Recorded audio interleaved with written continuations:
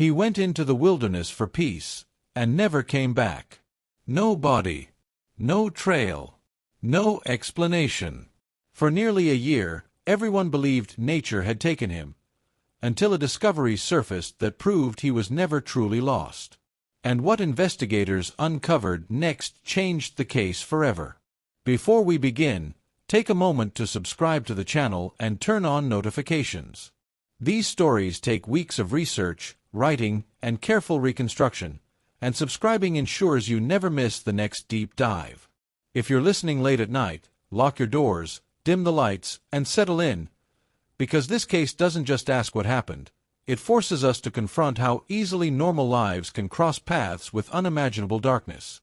In the summer of 2019, a young man vanished during what was supposed to be a peaceful solo retreat in the American wilderness. There were no signs of a struggle, no abandoned vehicle, no frantic phone calls, just a calendar reminder left behind, and silence. For nearly a year, investigators believed the case was another tragic example of someone underestimating nature. But when a routine inspection uncovered something deeply unnatural, something that could not be explained by accident or wildlife, the narrative collapsed. What followed revealed a crime that wasn't impulsive, but patient. Not chaotic, but controlled. And the most shocking truth of all? The person everyone assumed was a victim was never missing at all. Evan Calder was 31 years old when he told his co-workers he needed a reset. He worked as a civil engineering draftsman in Columbus, Ohio, a quiet job that rewarded precision but punished mistakes. Evan wasn't reckless, wasn't dramatic, and wasn't impulsive. If anything, he was methodical to a fault. Friends described him as structured, the kind of man who planned vacations on spreadsheets and always arrived 10 minutes early. Which is why his decision to take a solo wilderness retreat raised eyebrows. In July of 2019, Evan requested 2 weeks off work. He told his manager he was heading to northern Idaho, specifically the Clearwater National Forest, to spend time hiking and journaling. He'd rented a small cabin near Pierce, Idaho, no internet, no television, just forest and silence. Evan assured everyone he'd check in regularly. He never did. The first missed call didn't concern anyone. Evan wasn't the type to text constantly. But when 3 days passed, then 5, his younger sister, Marissa, grew uneasy. Evan always sent her a photo when he arrived somewhere new. Always. She called the cabin rental owner, a woman named Linda Greer. Linda checked her logbook. Evan had never checked out. When local deputies arrived at the cabin, they found something unsettling. The cabin was spotless. Evan's duffel bag sat unpacked. His hiking boots were by the door. His wallet was on the kitchen table. A handwritten note rested beside it. Back by sunset. Trail loop. His rental Jeep was gone. At first, search and rescue teams assumed the obvious, a hiking accident. Clearwater National Forest was massive, rugged, and unforgiving. People disappeared there every year. But something didn't sit right. Evan was experienced, cautious, and he never hiked without his boots. The search expanded rapidly. Drones, canine units, volunteer trackers. Nothing. No scent. No footprints. No sign Evan Calder had ever stepped into the forest. The case went cold by October. And Evan became another name added to a growing list of wilderness disappearances. But he was never lost. He was taken. 10 months later, in May of 2020, a routine inspection changed everything. Wildlife Officer Renee Holloway had been assigned to inspect illegal baiting reports near the St. Joe River Basin, roughly 40 miles from Evan's last known location. Complaints had come in about an unregistered bait site, excessive quantities, attracting predators too close to recreational zones. When Holloway reached the site, she immediately knew something was wrong. The bait pile was enormous: barrels of expired baked goods, bags of corn, rotting fruit. It violated every regulation in the book. But it wasn't the food that made her step back. It was the smell. Underneath the sweet rot was something heavier, sharper, human.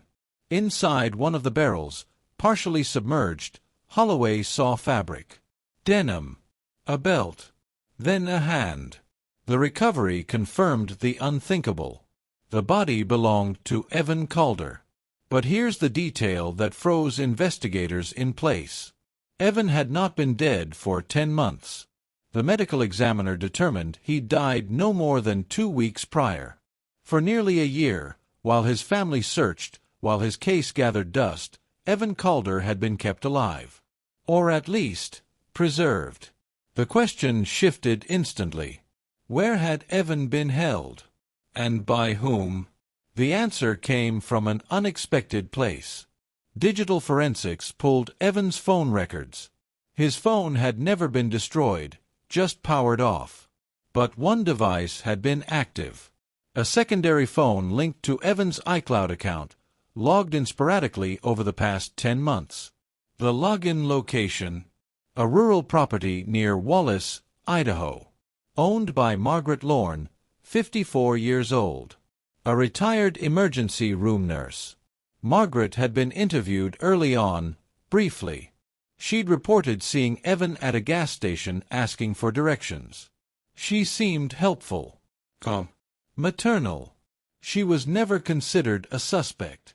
When detectives executed a search warrant on her property, they found a converted root cellar beneath her barn.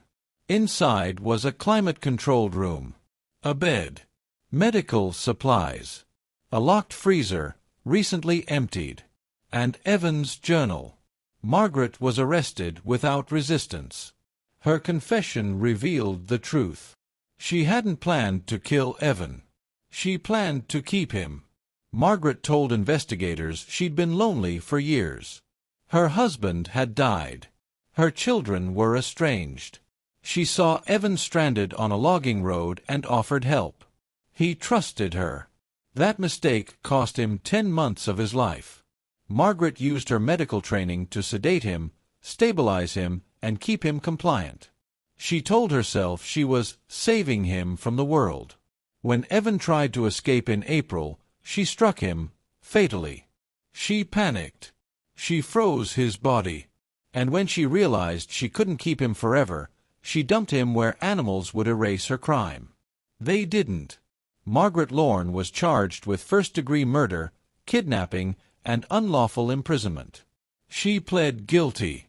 She received life without parole. Evan Calder's family finally buried him, a year late. And the wilderness was cleared of blame. Because sometimes, the most dangerous predator isn't nature. It's the one who offers help. Cases like this remind us that true crime isn't always loud. It isn't always violent from the start. Sometimes, it begins with kindness, an offer of help, a moment of trust, a wrong turn that leads to the wrong person. If this story impacted you, take a moment to reflect on how fragile safety can be, and how awareness saves lives. Share this video so others hear Evan's story. Subscribe if you haven't already. Your support allows this channel to keep telling stories that deserve to be remembered, not sensationalized, but understood. And remember, when someone disappears, the wilderness isn't always the culprit. Sometimes, the danger is waiting indoors. Until next time, stay aware, stay safe, and thank you for listening.